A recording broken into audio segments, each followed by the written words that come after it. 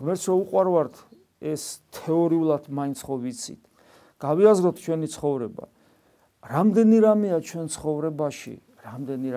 ცხოვრებაში, ისეთი, რომ თავს რომ არ ვიკავებდეთ ან ცოტა უფრო დარბილებული გული რომ გქონდეს, ცრემლი არ შეგვაშრებოდა, იმდენი რამე გვაქვს ჩვენ დაშავებული სინდისისა და ღვთის წინაშე. იმდენი რამე გვაქვს დაშავებული.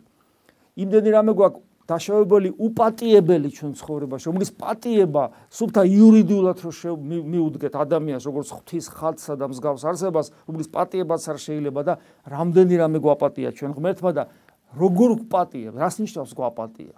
როგორ გვპატიებს? გვპატიებს მარადისობაში გვპატიებს, იმიტომ რომ ის რის გამოც მე სიკვდილის ღირსი ვარ, ამ ყველაფრისათვის თავად მოკვდა.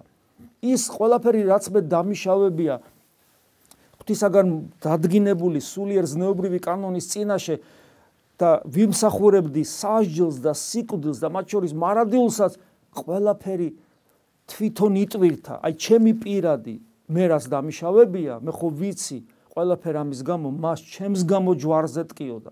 ჩვენ ამის გააზრება რო შეგვეძლოს კიდევ ვიმეორებ, ჩვენ არასოდეს ცრემლი არ შეგვაშრებოდა.